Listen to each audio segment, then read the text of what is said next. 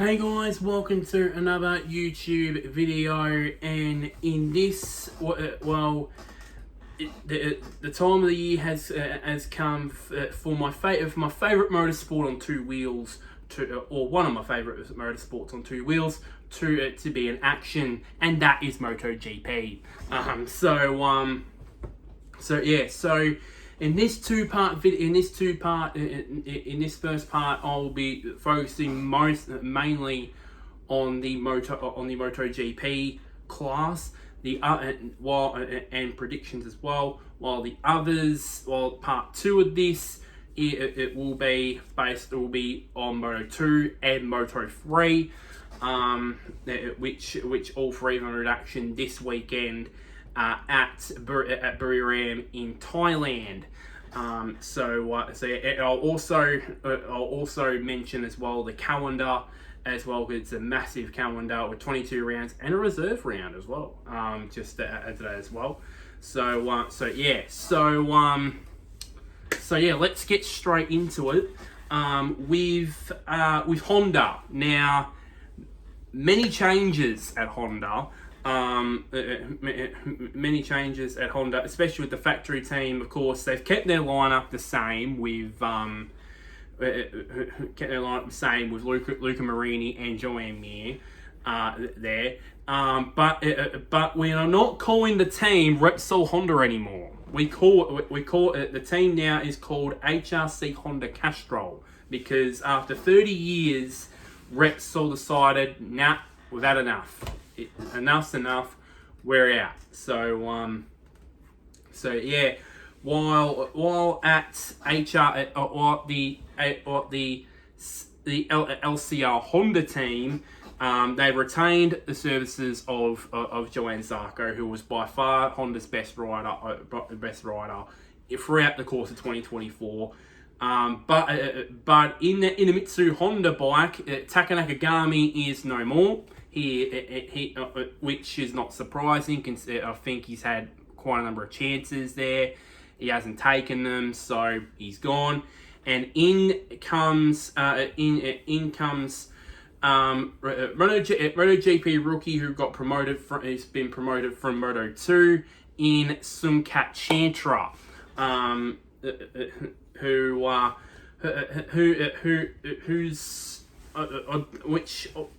Which I don't know. I don't know how. I think I'm not that not high on expectations on him, to be quite honest with you. I don't have quite a big expectations on him, especially his first year, because he didn't. Throughout his Moto2 career, he didn't. He did had some glimpses, but not really. Not really a talent that was, a regular front runner in Moto2. But anyways, to be fair, LCR had to choose either Iagura or Chantra, and unfortunately, as we'll get to later, Trackhouse was first to the post with getting Agura, so they had to bring in Chantra. So it was not a good year for Honda. They had 17 DNFs. 12 of them were from the factory team. 10 of them were from Mir. So he was a bit of a crash prone. It was a bit of a crash prone rider last year, to be quite honest, with Mir. I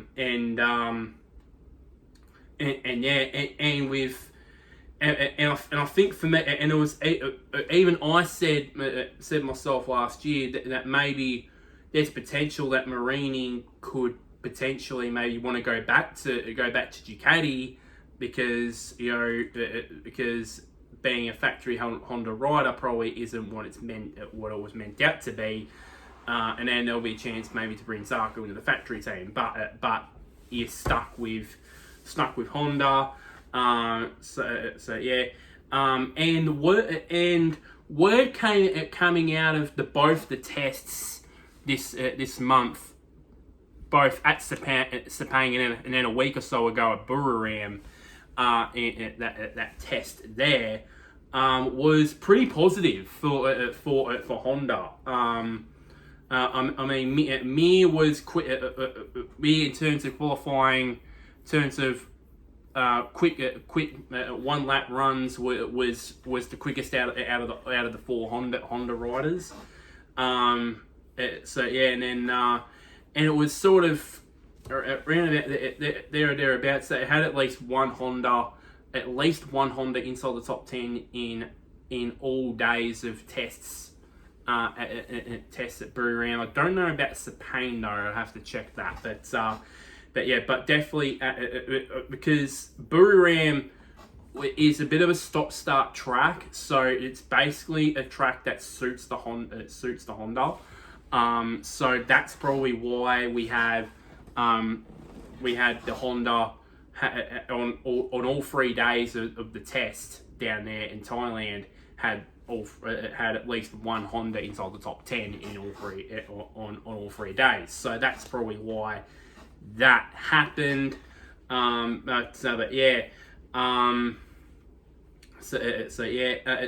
then and then also Honda, I think Sarko is definitely not only going to be the best for LCR Honda by far, but also for Honda as well. I think, but I think Marini and especially Mir might potentially give him a challenge there. I mean, Chantra, I think, to be honest to you guys, his expectation, my expectation on him for this season is that low. I might as well. He might as well. His expectation. My expectation might as well be 6 foot under. That's how low expectations are of him. At least to finish round out the season is a thing there, to be honest. But I think for me, I think Honda, they have shown signs of improvement, but as I said, it's only testing, and I think this weekend at the Thai Grand Prix will be signs that their improvement is real or not. So pretty much, it is the word really. Not much else to say about Honda really on that front. Moving on to the Blue Crew, the Blue Crew at Yamaha. Of course, they still keep the lineup of the factory team in. I think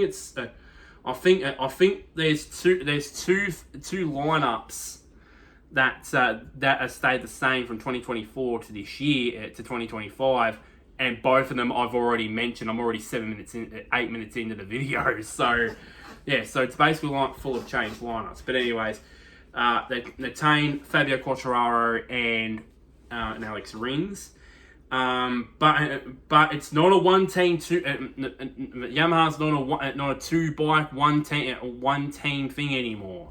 They now have a satellite team now, with Pramac moving from Ducati under Ducati camp to the Yamaha camp.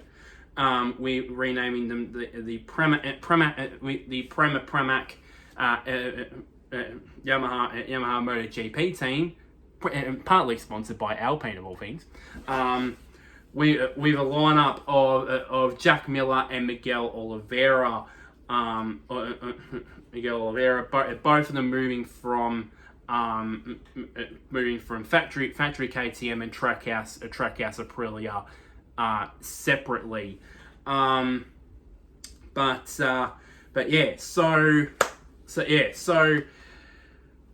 So of course I think Yamaha this is a statement of intent that basically they want to get back to the top again.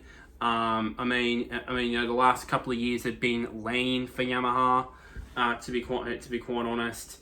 It has to be, especially because only having 2 bikes, having two Yamahas now, doubling it to 4 is important for that team. There, and then obviously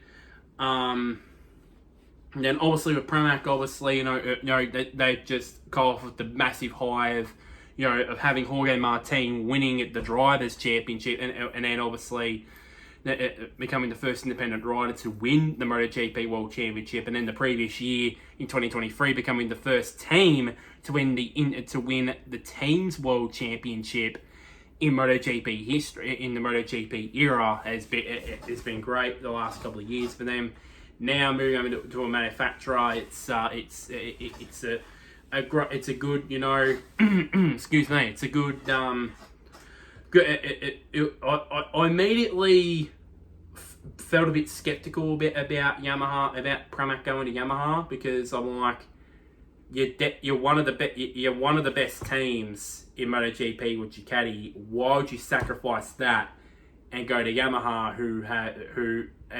which has not been the best bike the last couple of years?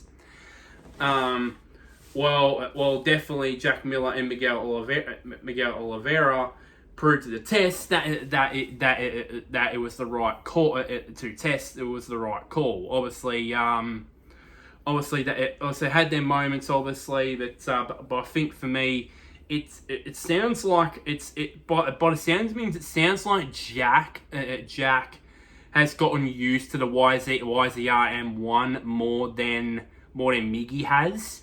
To be quite by the sounds of things, so far, as I'm getting a drink, spilled all over me. But anyways, so obviously, so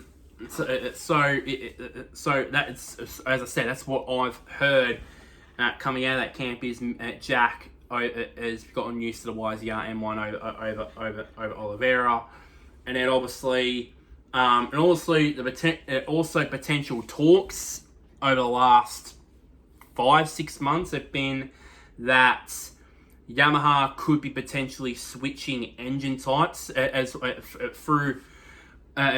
you guys don't know. Some of you guys might know, but some of you guys don't know. Yamaha have used inline 4-cylinder engines. I think pretty much all the way through the MotoGP era. I don't know about the 500 era, but I know that probably in the MotoGP era they've used inline 4 engines, which have been successful at periods over the last 20 or so years that MotoGP era has been. But in recent years, it's not been so successful, and now and obviously we all know, especially since 2016 when the standardized ECUs was brought in, it's become evident that Yamaha compared to likes of Ducati have been really slow in a straight line. And that is because of that inline 4-cylinder engine. Now, and then it wasn't until probably September, I think, or October last year, there was talks that Yamaha are willing to swap out, after years of having their inline 4, swap them out for V4 engines. To get more power, and obviously Fabio Quartararo, of course, the leader of that team, of that manufacturer over the last few years now, since he's been in the factory team, has been constantly over and over again saying, we need more power, we need more power, we need more horsepower, we need more horses. I mean, yeah, and Fabio has been talked about that for quite some time. I've said in the past, maybe that could have been, maybe it could be where it draws a line in the sand and goes, I'm not gonna stay here, and goes to somewhere like Aprilia or a Ducati team where it's got more power than where Aprilia or a Ducati's got more power than a Yamaha, but he stays. There's rumors going around that they might introduce this V4 engine into the Yamaha mid-season. Me, in my opinion, I don't think it's a good idea because Yamaha's pace has actually been has actually been not as strong as like, well, definitely not as strong as Ducati, but not as strong as, Aprilia or KTM, but it's there or thereabouts, and to contend with that. And if there is early reliability problems with the V4 engine when it's first come in, let's just say, for example, I've got the calendar here. I'm going to read it out soon. Let's say, for example, they introduce it at Wednesday. They introduce it after introduce it at the Austrian Grand Prix, at the Red Bull Ring, for example, and they haven't got a lot of time, testing it. They haven't got a lot of time testing it. That would mean that there would be, reliability problems, and if they want to, challenge the likes of KTM and Aprilia, I don't think that's a good idea to introduce it mid-season. What I would do is test it at the various testing places. Like, for example, they do a Jerez test, and then obviously a test at I think maybe a test at Misano. I think that a test at Misano, and then obviously, and then the season test. It wasn't there last year, but this year probably will be at Valencia. What I would do is have the V4 out and have maybe at the start, maybe have only like Quartararo and Rins test the V4 engine, and then gradually have Oliveira and Miller test the V4 engine, and have all 4 riders test it, and as well as Cal Crutchlow, who was their test rider.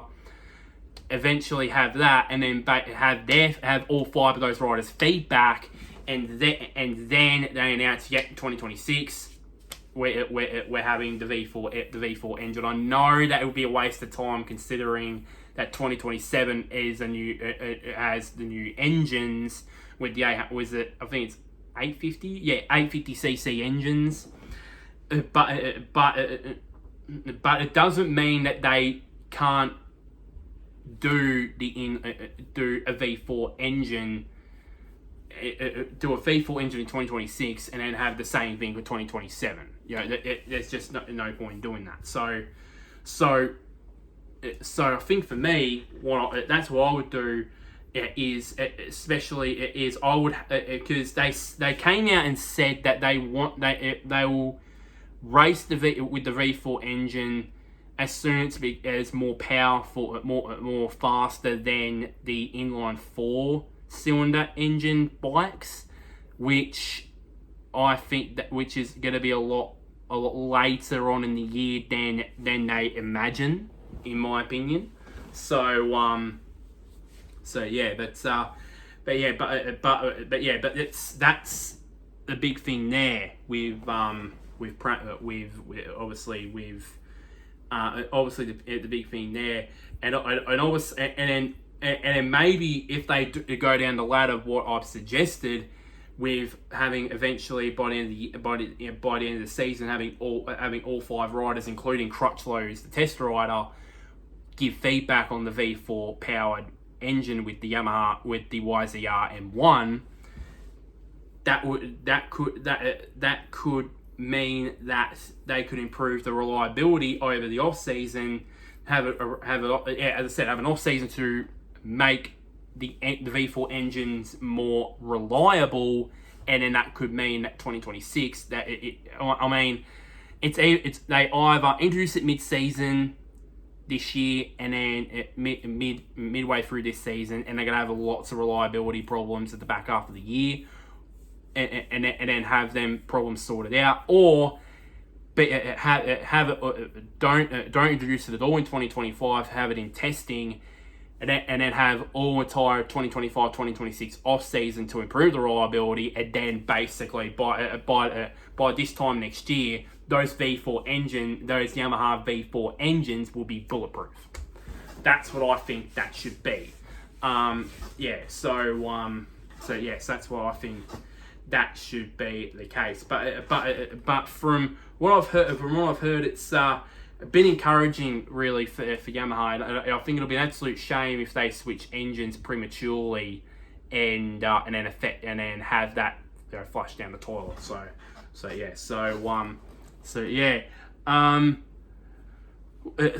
Now let's. Now we're halfway through the teams here. Let me introduce the calendar, because of course, as I said, there's 22 rounds plus a reserve round, which is basically 23, but still 22 because the Indian Grand Prix will place one of them if it becomes available. So the opening round this year, unlike the last few years where it's been in Qatar or a couple of years ago it was at Portimao. This year's is at the Thai Grand Prix at Buriram this weekend on February 28th through to March the 2nd. Then we have the Argentine Grand Prix at the Autodromo Termas de Rio Hondo in Argentina on March 14 to 17. Then the Grand Prix of the Americas at Kota on March 29 to 31. Then the Qatar Grand Prix at Losail on April 11 to 14, I should say. Then afterwards we have the first European round, and then the European season starts. We obviously traditionally with the Spanish Grand Prix at Jerez on April 25 to 28. Then we have the French Grand Prix at Le Mans on May 9 to 12. And then this is the two big changes. Traditionally, we would have the Italian Grand Prix after the French Grand Prix. This time, it's going to be the British Grand Prix at Silverstone. It's going to be a lot earlier this year on May 23 and 26 at Silverstone, and then afterwards there's another change. The 8th round of the season is going to be at Aragon for the Aragon Grand Prix. Traditionally, it's usually the last round or so before the flyaways. Now it's been moved to one of the first handful rounds in Europe. And then you got the Italian Grand Prix at Mugello on June 20 to 23. By the way, Aragon is in June 6 to 9, by the way, I should say. Then we have the Dutch TT, or Dutch Grand Prix. Which one? Seriously, MotoGP. Which one is it? Is it the Dutch Grand Prix or is it the Dutch TT? One of the two. Choose, please. Anyways, at Assen on June the 27th to 30th. Then we have the German Grand Prix at the Sachsenring on July the 11th to the 14th. So that's two races. So there's a Supercars race weekend and a MotoGP race weekend on my birthday weekend. Definitely my birthday, all right? But anyways, then afterwards we have the triumphant return to Brno for the Czech Republic Grand Prix held on July 18 to 21. Then we have the Austrian Grand Prix at the Red Bull Ring on August 15 to 18. August 15 to 18. I said to Bruno for the Czech Grand Prix July 18 to 21. I think I said that. And then we have a brand new race and a brand new circuit for MotoGP to go to. I can't wait for this. Is the Hungarian Grand Prix at the Balaton Park circuit. Now I don't know much about this racetrack, to be quite honest, but so too does MotoGP. But we will know some information about the circuit there. And then the 15th round we have the Catalonian Grand Prix at the Circuit de Catalunya in Barcelona, which will be held on September 5th to 8th. Then after that, afterwards we have the final one of the European rounds before we head to the flyaways, which is the San Marino Grand Prix in Misano on September 12th to 15th. Then we have then the back end of the season starts with the flyaways. We have the Japanese Grand Prix at Motegi on September 26th to 28th, I should say. Then the Indonesian Grand Prix at Mandalika on October 3 to 5. Then the traditional trip around the island for the Australian Motorcycle Grand Prix at Phillip Island, held on October 17 to 19. Then the Malaysian Grand Prix at Sepang on October 24 to 26. Then we have two European rounds to close out the championship. We have the Portuguese Grand Prix, at Portimao, held on November 7 to 10 for the penultimate round of the championship. And then we have the traditional season finale at Valencia, at the Ricardo Tumo circuit over there, held on November 14 to 17. As I said, there is going to be a reserve race, which is going to be the Indian Grand Prix at the Bud International Circuit. Yes, the same circuit that has hosted a couple of Formula One races. Yeah, so yeah, and if any race gets cancelled for some unknown reason, that will be the reserve that will come in as a replacement. So 22 rounds plus reserve. So that's a massive calendar there in 2025. So moving on to the big three teams from last year, which is Aprilia. Now, first one is Aprilia. Now, of course, they've had many changes to the season, to their lineup. Firstly, the factory team, Maverick Vinales given the arse, gone. Alicia Spargaro, you're retired. Sail off in the sunset. Bye bye. Off you go.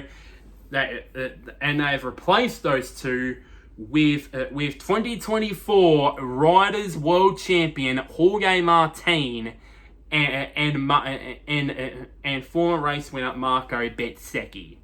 And meanwhile, on the Trackhouse racing side of things, Miguel Oliveira, he's gone to Trackhouse. He's gone to Pramac Yamaha. Off you go there. They replace and the guy they replaced him with is Oyagura, who may or may not have won the Moto2 World Championship last year. So it's pretty interesting there. So obviously, of course, they won't have Jorge. They won't have the number one plate on the track for quite some time, because if you guys don't know the story, in the Sepang test, I think it was on the first day, he crashed and injured his wrist. Which was not ideal, but at that point it is that's fine. I'll be back for the first round. Ironically, a week or two later, while he was practicing on a supermoto bike to get the rust out, he crashes and re-injures his wrist and makes, or some say makes it worse, and then it was confirmed that he would miss the Thai Grand Prix this weekend. And then it also came out throughout this week, pre-Thai Grand Prix, was that there's the potential that he might miss more rounds. Obviously, that he might miss more rounds of the championship. It's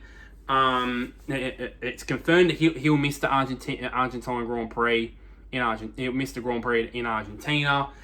but there's now rumours suggesting that he might potentially he'll miss out on the rate at Miss Kota and Miss Qatar, and his first race of the year will be at Jerez.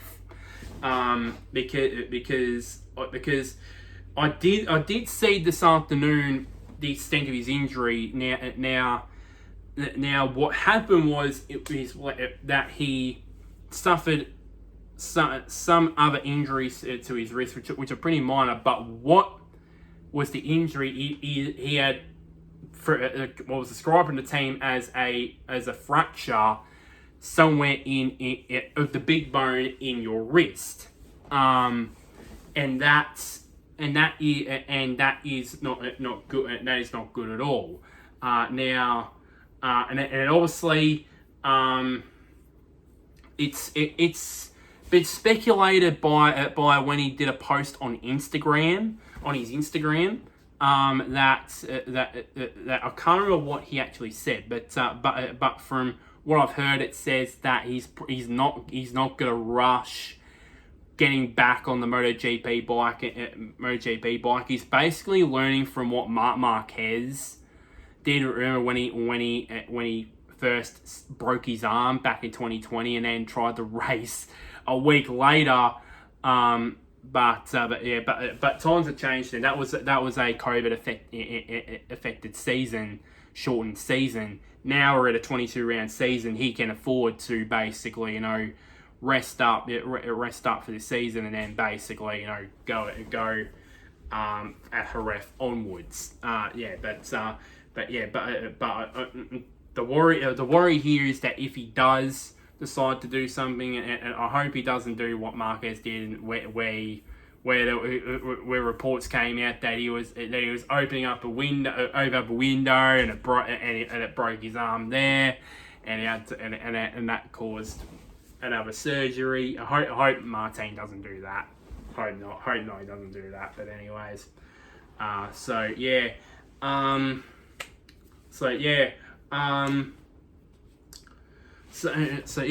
obviously, obviously he's gonna miss. So it's currently confirmed he's gonna miss the first 2 rounds, but it might be more. It might be more than that potentially. So it looks like Marco Bezzecchi might be the leader of that factory team, and at this point it might be Oyagura because currently reports are right now that Raul Fernandez is also out injured as well. So is also injured as well. So that's not a good start for the factory brilliant team, where the leader of their factory team and the leader of their satellite team are both out with injuries. Both have injuries.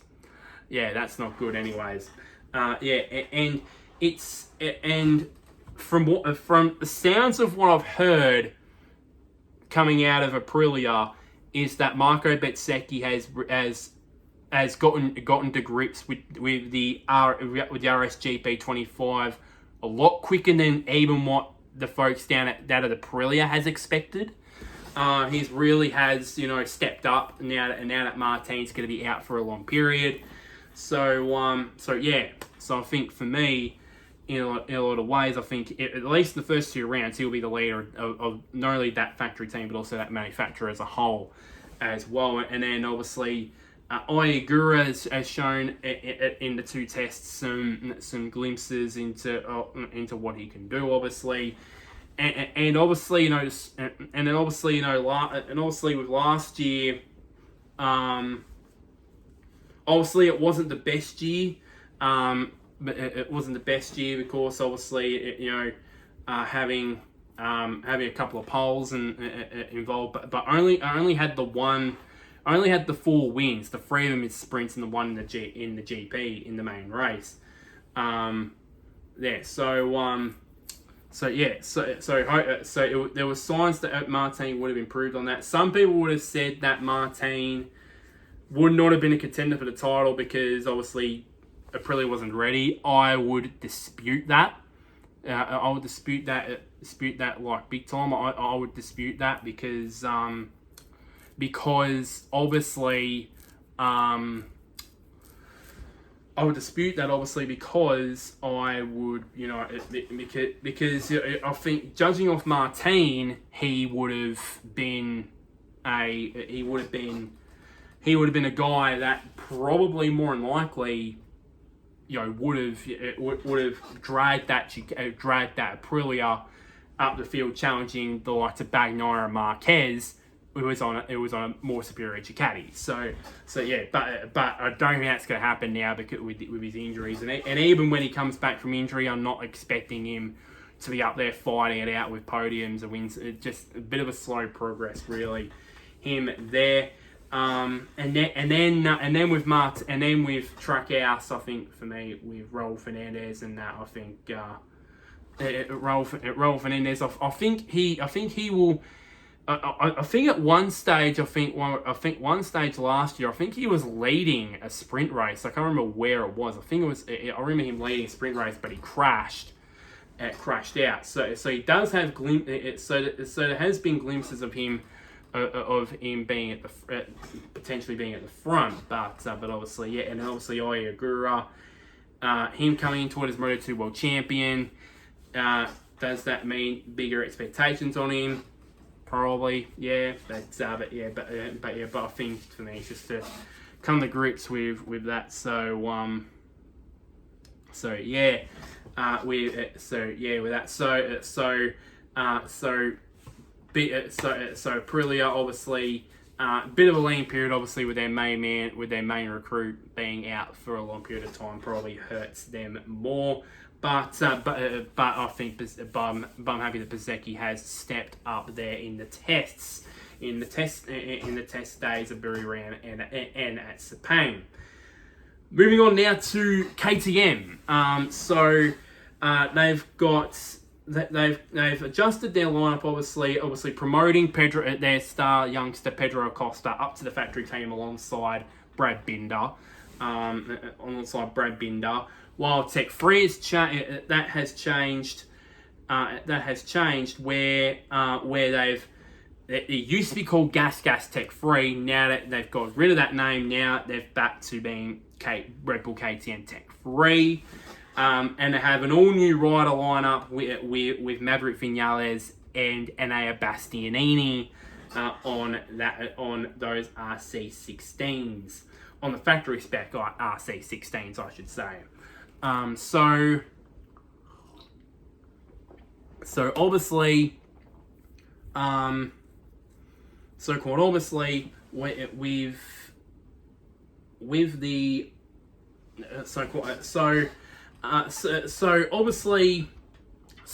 off with Pedro Acosta with his season, obviously he had a great season. Obviously had 9 podiums all up for the season. 4 in the sprints, 5 in the main race. Grabbed the pole position quite infamously, obviously at Motegi, but obviously crashed out both times. And he could have been the lead KTM rider in the points in 2024 if it wasn't for his crashes. I mean, you can understand that because he's a rookie, but for him, success is gonna come. Obviously, that win is going to come for him. Obviously, he's a guy that's progressed so quickly through the ranks. Like it just felt like yesterday where he won a race in Moto3 starting from pit lane, for God's sake, and then he ended up winning the Moto3 championship.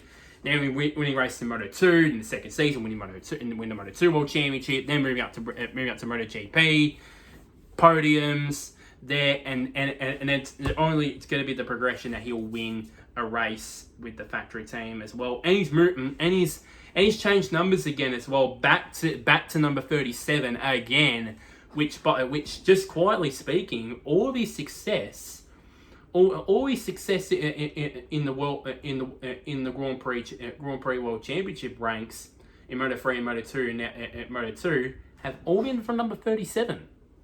Won a championship with the number 37. Moto2 won a championship in Moto3. Moto2 won a championship with the number 37. Now he's back to number 37 in MotoGP. So yeah, I wouldn't be surprised if he is successful with that. I did write down here number 31, but he's actually number 37. So yeah, so KTM kind of kept that change quiet. Anyways, but the word out of the test, words out of the test for the KTM is rear tire problems. Apparently, it's more so at the Buriram test a week or so ago that it's revealed that they are having serious rear tire problems, massive blistering from the rear tire, and then also another problem, and another one is obviously. By the sounds of things, Vinales is real out of the two out of Maverick and Anaya.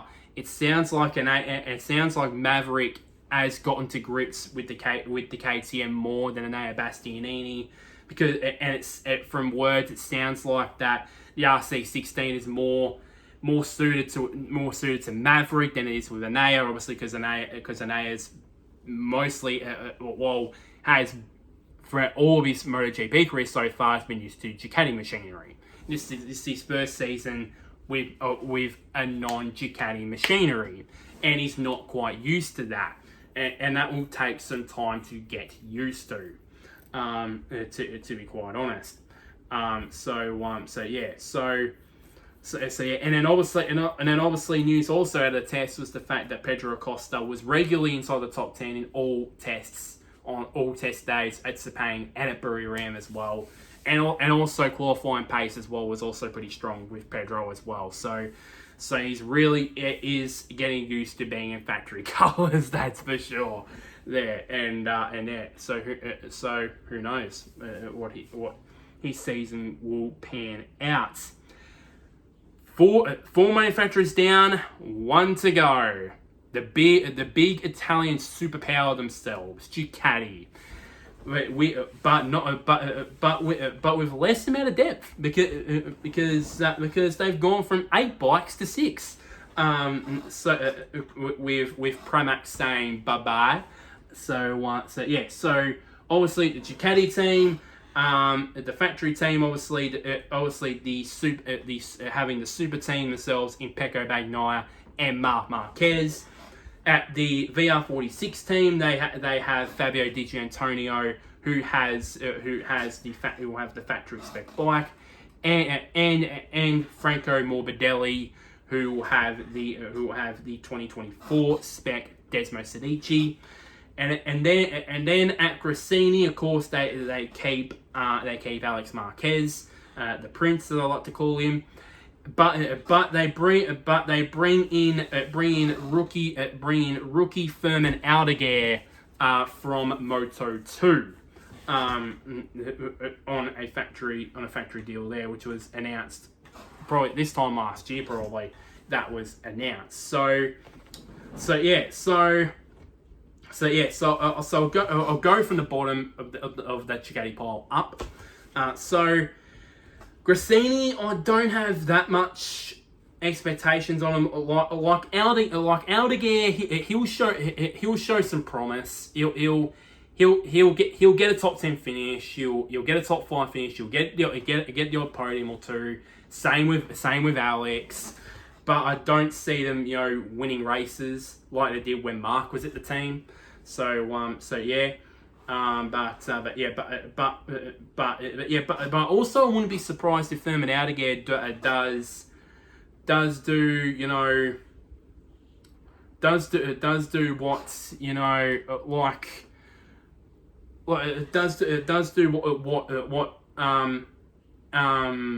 Fabio Di Giannantonio, I should say. I had a long time thinking that. Why did I say Antonio? Fabio Di Giannantonio's second season there, where by the end of the season he won a couple of races. So I wonder if Aldeguer might do that. There's no pressure on him considering that he's on a year-old Ducati. And this is a chance for me for Alex to prove that he can be a leader of this team. Obviously, last year Mark was the leader of the team out of the two brothers. But this time around, I think for me, in my opinion, it should be. I think Alex should be the one that should be leading this team, while Furman Aldeguer gets his feet planted on the ground in MotoGP.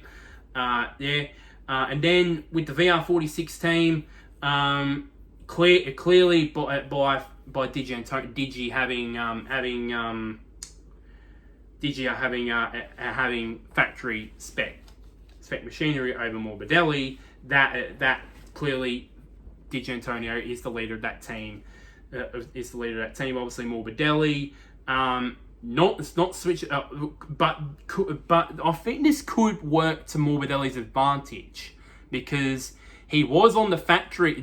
He was on the same bike that he is using this year. Last year, but it was a factory spec bike. This year, it is a year-old spec, but he's been used to riding it. So, could that work to Frankie's advantage? I don't know.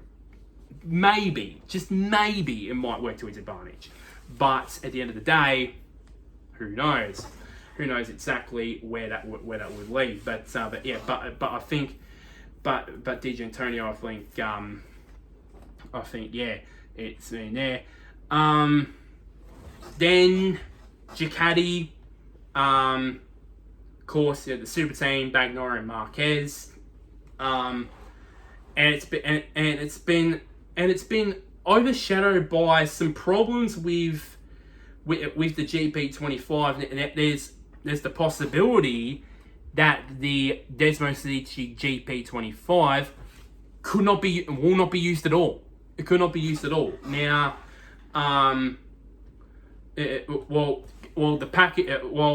they did try out the 2025 engine with all six of its riders. Not only PECCO, but not only PECCO and Mark and Digi used it, but also Frankie as well, Aldeguer, and also Alex as well. They all six of them rode with it, and I think also some of the test riders as well also used it in Makati Piro as well, and it was unanimously that this engine wasn't good enough, and they decided, no, we're not using it. We're not going to use it. So we're only going to use the 2024 engine for this year, and then the chassis itself, it's announced that they're going to evaluate the GP25 chassis at the Jerez test after the Spanish Grand Prix. So if it goes well, then they could possibly use it.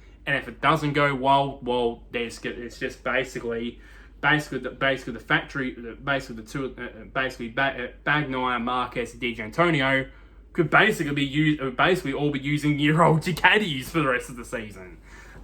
So with that one, so there's pretty dramas there at Ducati. I have a hunch about speaking about the factory Ducati team, speaking about Bagnaia and Marquez. I have a massive hunch that if this goes bad, this could be. Remember when we're in 2007 in Formula One, when Hamilton and Alonso, when Hamilton, where it was confirmed that Alonso did underestimate Hamilton, but unfortunately, as the season got on, it became more tenser and tenser, and it led to obviously Alonso splitting from the team after 1 year. This could be, if this goes bad, this could be what I think this could happen, where all things go bad, tension rises between PECCO and Mark, and it would lead to obviously what Mark needs to know is he's not number one rider anymore. He's not the number one rider in that team. He's not the guy that Ducati will go, oh yeah, we'll focus directly on you. PECCO's the Turk. He's He's the golden-haired boy at that team. He's the successful one at that team. He's the one that's bought them a couple of MotoGP World titles. A couple of GP World titles. Yes, Marquez has had way more success than him, but that's on a Honda that nobody other than him used, and that Mark seriously could not develop. So that what he needs to know is he's not number at the start of the season. He's not number one at the team. Number two is he's number two. Number one rider of that team is Bagnaia because he's been in that team the longest and he's had more success there. He's been the most successful successful rider there. So yes, that's what I think. That could happen. That could happen there. That could happen there. So yeah, and I don't know. I can't remember. I don't know how many years Marquez signed that contract for with the factory Ducati team. I don't know if it's 2 years or 1. I don't know, but anyways, there. Predictions time. So just to round off this video. So straight up, who will win? Who will win the MotoGP World Champion? Who will be MotoGP World Champion? And who will be runner-up? Now, if you asked me this question 4 or 5 months ago, I would say PECCO Bagnaia to win the MotoGP World Championship. Reason, because there was rumours going around mid-year that Michelin would introduce a new front tyre, and guess who was, and they tested it at Mazzano mid-year, and guess who was the most guess who was the rider that was most vocal about it and was waxing lyrical about the new front tyre? One Francesco Bagnaia. And that's when it hit me that and it said, and apparently it's from what I've heard, it said that this new front tyre that Michelin was going to do complements Bagnaia's riding style, and with that, and with him being on the best bike, I went ding ding ding ding ding ding ding. 2025 MotoGP World Champion, straight up. But then it came out that Michelin scrapped that. They would not do it. That changed my opinion on the matter, and then I said originally I was if this new front tyre was going to be in place, I would put Bagnaia as world champion with Marquez in second. Then when I found out this was not going to happen, I kind of switched it around, and I think Marc Marquez will win the MotoGP World Championship. I've chosen him in the past ever since he done his arm injury, but it's been premature.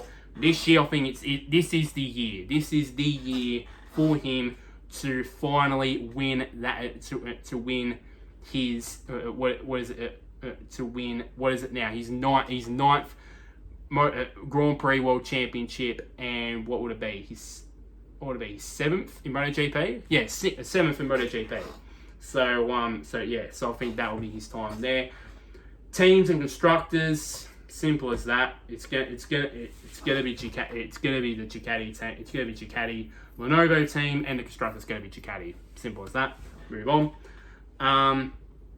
Rookie of the Year. Now, many people have said Fermin Aldeguer would win the Rookie of the Year. I've gone differently. I've gone with Ayagura, which the reason being, I think for me that there's a lot less pressure on Ayagura to win this Rookie of the Year than it will be on Fermin Aldeguer, because Aldeguer is on the best manufacturer. He's on the best bike. He has to deliver that. With Ayagura, even though he's on a factory spec Aprilia, there's no pressure on it. No pressure on him. Maybe there is some pressure considering that he is the Moto2 world champion, the reigning, defending, undisputed Moto2 world champion of the world. But there's not. But he's not on the best bike. He's Pirelli is probably the second or third best. That RSGP is probably the second or third best bike in the field. Let's be honest. It's not which Ducati is the best. So that means there's a lot less pressure on Oyagura to perform, meaning that he could definitely win. He could definitely win Rookie of the Year. Biggest surprise. I've gone with Yamaha because I've got a feeling that they will make more progress this year.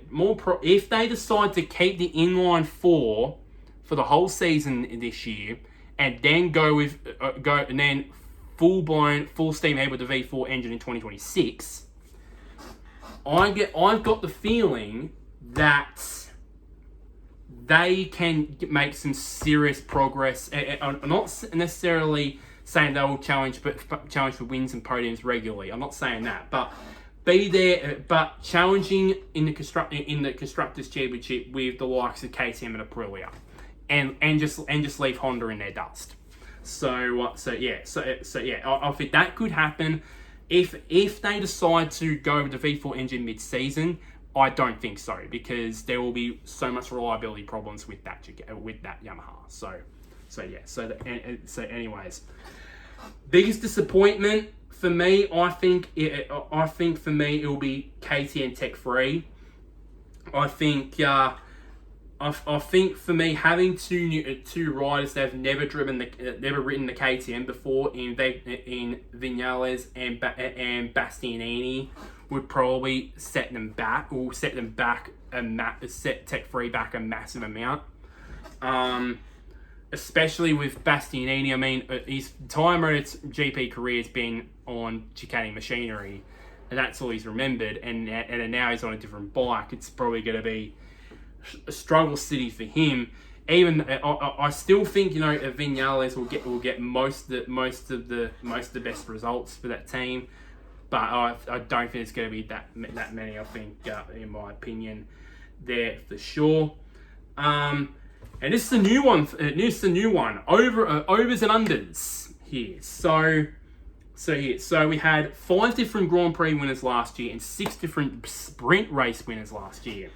Okay, over and under. Okay, for me, over and under 5 different GP winners. I've gone with over. Now, these are the guys that I think could win a Grand Prix race, a race on Sunday. Jorge Martin, Marco Bezzecchi, Pecco Bagnaia, Marc Marquez, Fabio Di Giannantonio, Brad Binder, and Pedro Acosta.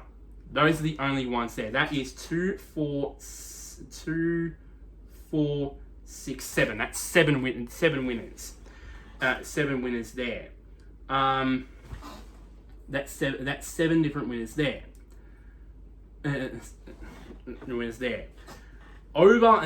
So now with the sprint race, over under 6 different Tito sprint winners. I've gone with over. Now these are the guys who I think could win, could have the potential to win sprint races this year. Jorge Martin, Bezzecchi, Raul Fernandez, Bagnaia, Marquez, Di Giannantonio, Johann Zarco, Binder, Acosta, Maverick Vinales. Now it's strange considering Maverick Vinales. I think if it's on the right track and the crazier sprint race happens, I think there's potential for Maverick Vinales to do it because he's done it. He's done it plenty of times. He's done it with Suzuki. He's done it with Yamaha. He's done it now with Aprilia. Why can't he do it with KTM? Why not? Why not? And I think that could.